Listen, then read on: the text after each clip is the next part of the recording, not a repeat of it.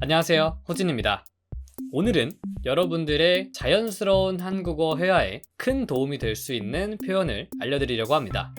대화를 하다 보면 앞의 내용과 반대되는 내용의 말을 할 때가 자주 있는데요.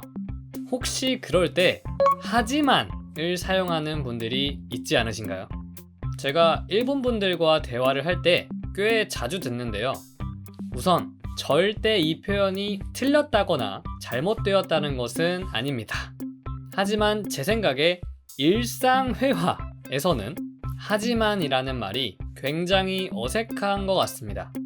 왜냐하면 하지만이라는 단어는 일상회화에서 사용되기보다는 책이나 공식적인 자리에서의 발표, 토론 등에서 자주 사용된다고 생각하기 때문인데요. 호진씨, 근데 호진씨 채널에서도 하지만을 자주 사용하잖아요. 네, 맞습니다.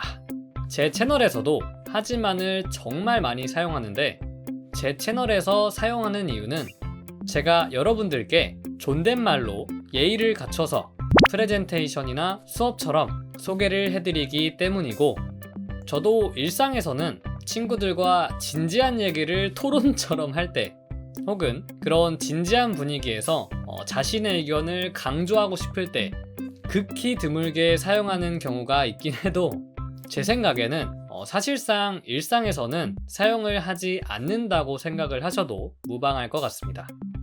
그러면 하지만 대신에 무엇을 사용해야 되나요? 정말 간단한데 하지만 대신에 근데를 사용하시면 됩니다. 예문을 통해서 어떤 느낌인지 알아보겠습니다. 한국어는 진짜 어려운 것 같아요. 하지만 재밌어요. 한국어는 진짜 어려운 것 같아요. 근데 재밌어요. 오늘 조금 늦을 것 같아요.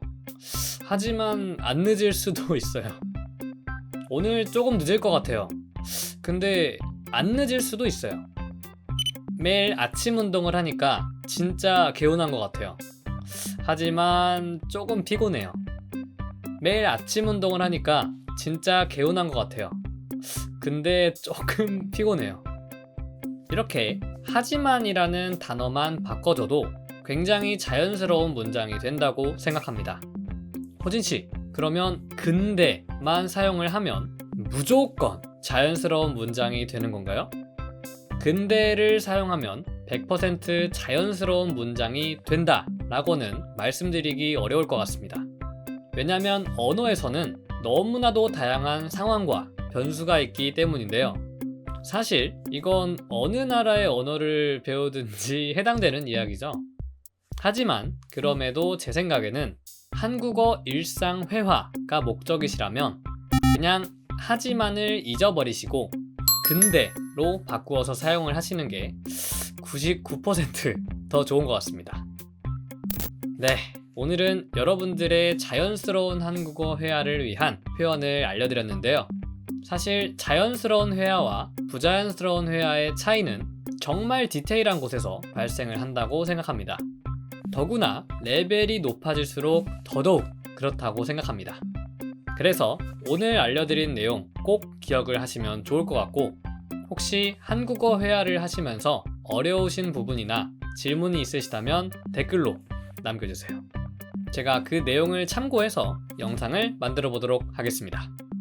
오늘도 영상 시청해주셔서 정말 감사합니다. 저는 다음에 더 좋은 영상으로 돌아오겠습니다. 안녕.